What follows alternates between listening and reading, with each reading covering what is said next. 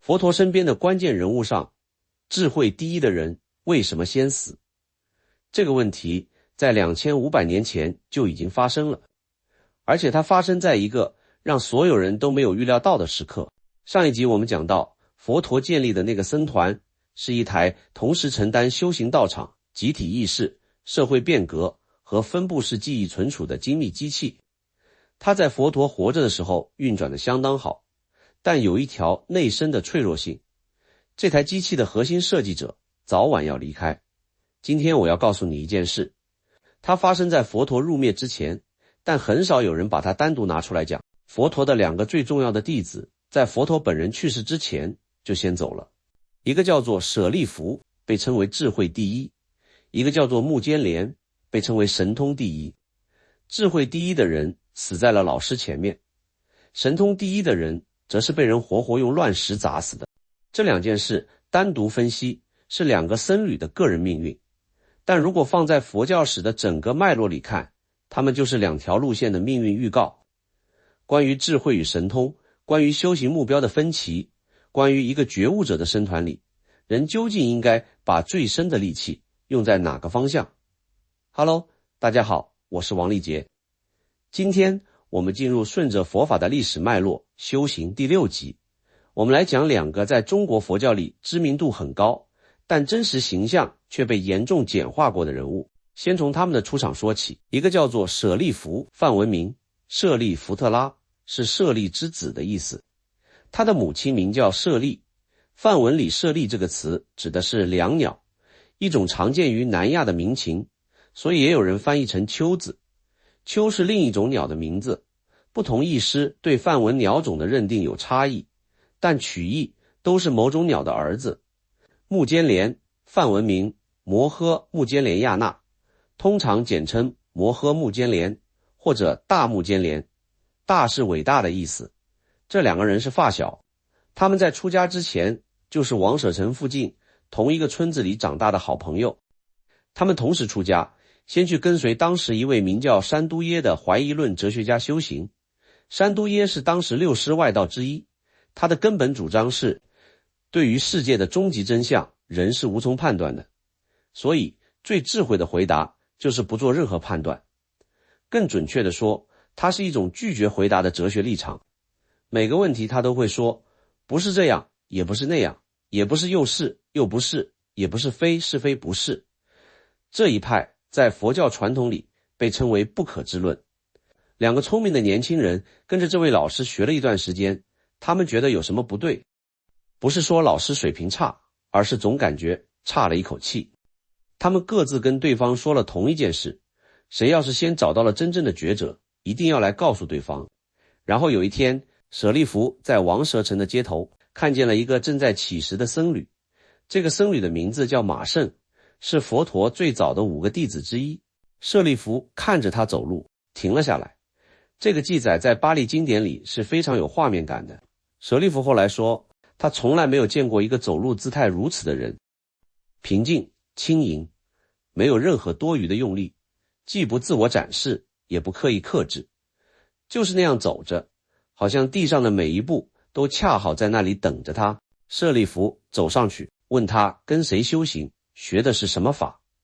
马胜说，我的老师叫释迦族的沙门，也就是悉达多，我刚出家不久，还不能把他所有的教法都讲清楚，但我可以说一个大意。然后马胜说了一首偈，后来在佛教史上被称为缘起偈。这段话的读音是耶达摩黑度普拉瓦亚德桑黑度塔塔嘎多阿哈德桑查优尼罗多伊旺瓦蒂摩哈沙摩诺。中文大意是诸法由因而生，如来说了他们的因，也说了他们的灭，这就是大沙门的教法。舍利弗站在王舍城的街头，听完这首偈，据说在那一刻他直接升起了出果的洞见。诸法由因生，诸法由因灭，凡是升起的都会消逝，没有什么是永恒不变的自信。然后他去找了目犍连，目犍连听了舍利弗的转述，也被深深触动。2人随后一同前往佛陀处出家。但目犍连的证悟在后来的记载里是通过出家后的持续禅修才完成的。他在第7天证得阿罗汉果，两个人一起去跟山舍耶告辞，说我们要去跟随释迦牟尼。据说山舍耶的200多个弟子里，大部分人都跟着他们一起走了，只有山舍耶本人拒绝了。他说，我年纪大了，没办法去跟一个年轻人重新学习。这个细节值得单独停一下，感受一下。山舍耶的失败不是因为他的主张被论证错误了，而是因为他的2个最聪明的学生在街头被一首偈打动，然后就走了。人类历史上最多的认知转变，从来不是被逻辑说服的，而是被某个时刻的直接感受触动的。好，舍利弗和目犍连跟着大队人马来到了佛陀的僧团，很快就获得了不同寻常的位置。佛陀亲口宣布，舍利弗是我的比丘弟子里智慧第一，目犍连是神通第一。这2个称号在中国佛教的语境里几乎成了2个固定的标签，一提到舍利弗就是智慧第一，一提到目犍连就是神通第一。目犍连下地狱救母的故事是盂兰盆节的直接来源，但在民间流传中，这个情节和另一个同样有救母情节的故事，也就是地藏菩萨救母，逐渐混淆，以至于很多人分不清这2个故事的主角。但这些标签和衍生故事掩盖了更重要的东西。智慧第一和神通第一在佛陀的整个教法体系里，不只是2个人的个人特色，他们代表的是2条不同的修行路径，以及这2条路径背后的价值取向分歧。我们先来说神通。神通，梵文阿毗若那，指的是某些经过深度禅修之后可以发展出来的能力。巴利经典里记载了6种神通。首先是神足通，可以飞行和变化身体；天耳通，可以听到遥远的声音；他心通，可以知道别人心里在想什么；宿命通，可以忆起前世的经历；天眼通，可以看见众生死后再生的去向；最后是漏尽通，彻底了知自己的烦恼已断尽。它是解脱的印证，而解脱本身才是佛陀修行体系的核心目标。在这6种神通里，前5种是禅定的副产品，在很多其他宗教和修行传统里也有类似的现象记载。第6种漏尽通才是佛陀修行体系里真正的核心印证，彻底解脱，不再被轮回驱动。佛陀对神通的态度是一个非常微妙的话题。一方面，他承认神通是真实的，也承认目犍连的神通能力是真实的，并且在很多场合默许了目犍连展示神通来帮助度人。另一方面，他在很多经典里明确禁止比丘在普通在家信众面前炫耀神通。还有一个著名的比喻，他说在外道面前展示神通，就像一个婆罗门女人在路上展示自己的装饰，是不合宜的。这背后的逻辑是什么？神通不是解脱，有神通的人未必有智慧，有智慧的人未必需要神通。神通是路上可能遇到的一个风景，但如果你把风景当成了目的地，你就迷路了。更危险的是，神通对于普通人来说，非常容易变成吸引信众、建立权威，甚至累积财富和地位的工具。一旦神通和这些世俗利益挂钩，它就不再是修行的副产品，而变成了修行堕落的起点。这就是为什么目犍连是神通第一，但佛陀把舍利弗排在他前面，称为智慧第一。在佛陀的价值体系里，如实了解、洞察一切法的无常、苦、无我，这个洞见本身永远比任何神通技能更根本。但这并不是说目犍连不重要。目犍连在僧团里承担的是非常具体的功能性角色，他管理僧团的事务，处理各种麻烦，使用他的能力去帮助那些用普通方式无法被帮助的人。在很多巴利经典的记载里，目犍连会运用他的能力去查探某些比丘的修行状态，去处理一些僧团内部的问题。他是一个行动者，而舍利弗则是一个思考者。他在阿毗达摩的发展中被后来的传统认为是核心贡献者之一。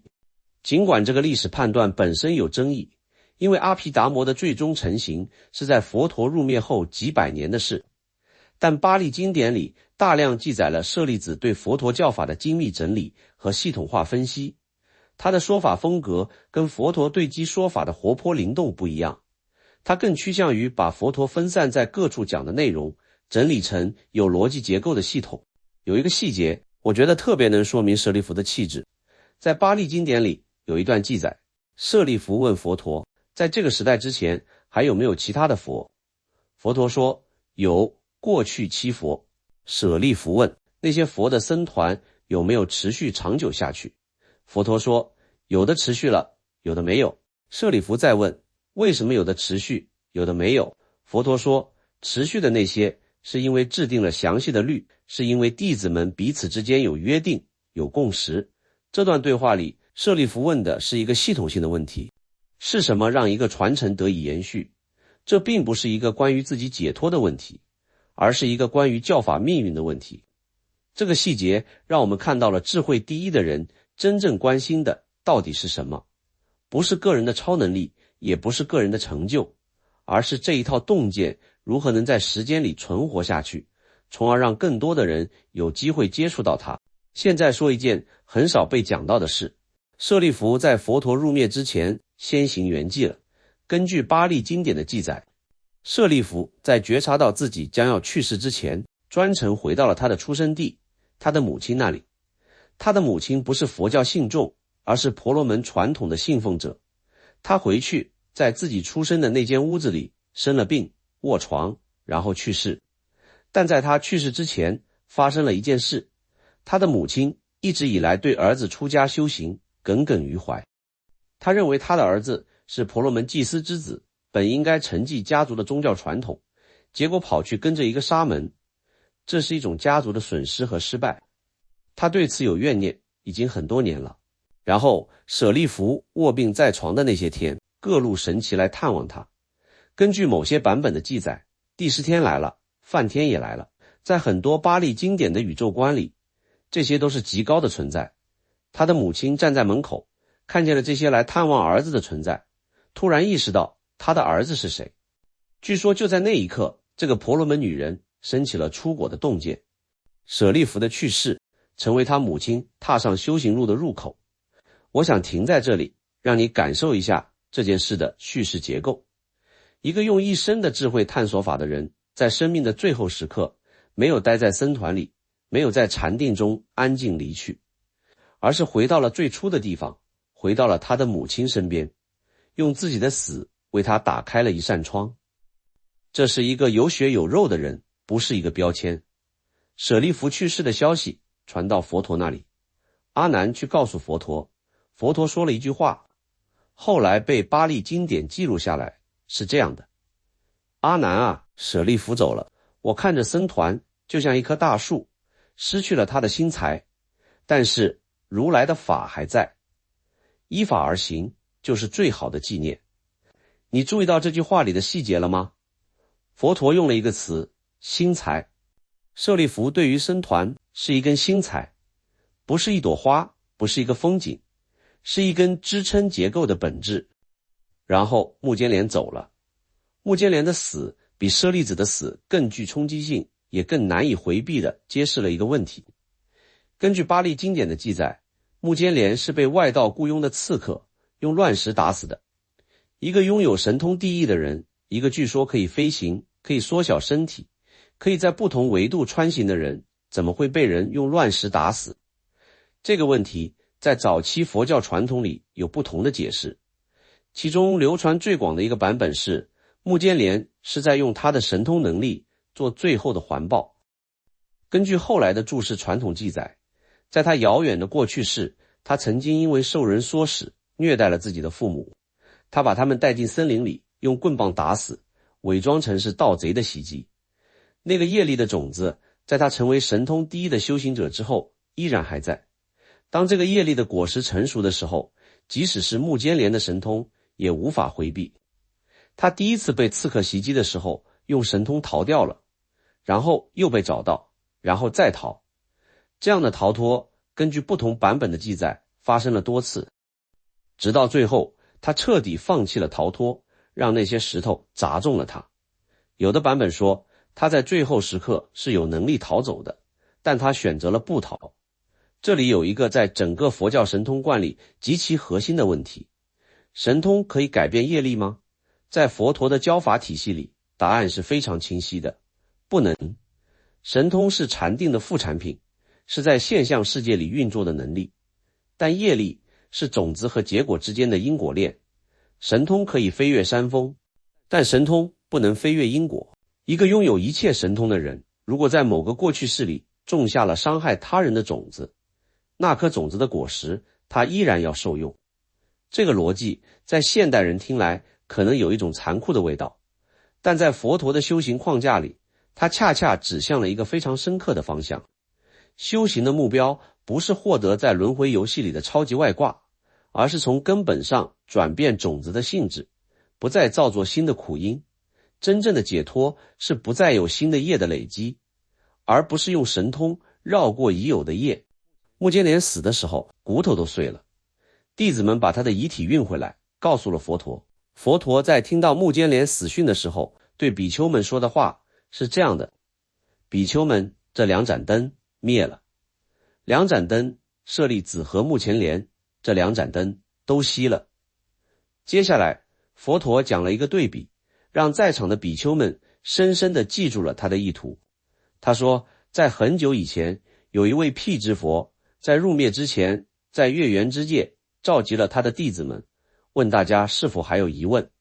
没有人提问，于是他就在那个月圆之夜完全入灭。佛陀说，你们看，那位辟支佛的僧团是那样结束的，一次完整的静止的告别。但是我不一样，我的僧团里，舍利弗和目犍连走在了我前面，我是站在空的场中，在没有这两盏灯的情况下继续说法。空的场是佛陀自己说出来的词，一个已经觉悟了的人对着空的场感受到了什么？这里我不想给这个问题一个整齐的答案，因为整齐的答案会抹平这件事应该有的重量。我只是把它放在这里。好，我们现在来从历史脉络的角度，把这两个人的意义放在更大的图景里说清楚。舍利弗和目犍连，他们各自代表的路线，在他们去世之后，并没有随他们一起消失。智慧的路线，在佛陀入灭之后，发展成了以系统整理佛陀教法为核心任务的阿毗达摩传统，以及后来在教义辨析上极度精密的各个部派。上座部保留了最接近原始形态的智慧路线，用禅观来如实了知五蕴的无常和无我。神通的路线在更长的时间线里有一个非常有趣的命运。在早期佛教里，神通是被严格约束的，它不是修行的目标，而是应该被管理的副产品。但随着佛教的传播，随着它进入不同的文化土壤，神通的吸引力越来越难以被管理。在很多民间佛教的传播过程里，神通是比智慧更容易被展示，更容易让普通人信服的东西。讲空性很难，三法印很难，但是一个能在空中飞的和尚，能看见前世的修行者，或者是能降妖除魔的人，他的影响力是立竿见影的。这个张力也就是智慧路线和神通路线之间的张力，这并不是在佛陀身边弟子的时代才开始的，而是在佛陀入灭之后的整个传播历史里反复的以不同的形式出现。当然，这是一个极度简化的描述。密教的兴起有更复杂的思想史背景，我这里只是从神通与智慧这条主线出发，指出一个方向性的张力。而上座部对于神通的严格管理态度，是智慧路线在另一条脉络里的延续。从这个角度看，舍利弗和目犍连不只是两个历史人物，他们是两种佛教传播方式的原型，是两种对修行本质理解的活化身。而佛陀把舍利弗放在前面，把智慧第一放在神通第一之前，这个位置的安排本身就是他最清晰的一次表态。修行不是为了在这个世界里变得更强，修行是为了看穿这个世界的运作方式，然后从中解脱出来。如实了知永远比神通更重要，但了知本身不能被炫耀，不能被营销，不能被当成神迹展示，它只能被安静的践行。被一个又一个认真活着的人在自己的生命里慢慢的验证。这也许就是为什么舍利弗的故事比目犍连的故事更少被讲。智慧不如神通好说，好记，好传播。2500年后，这个现实依然没有改变。关于这一集，我想问大家几个问题。在你接触过的佛学或修行传统里，你有没有感受到这种智慧路线和神通路线之间的张力？你自己对这两条路线的判断是什么？以及更根本的一个问题，舍利弗的一生给了我们一个最彻底的示范，他的智慧从来不需要被人看见。所以我想问你，如果修行的果实只有你自己知道，没有任何可以展示给别人看的东西，你还愿意继续修吗？这个问题在舍利弗和目犍连的故事里已经给出了两种非常不同的活法。欢迎在评论区告诉我你的想法，也欢迎告诉我你最想在下一期听到什么主题。我是王立杰，我们下期见。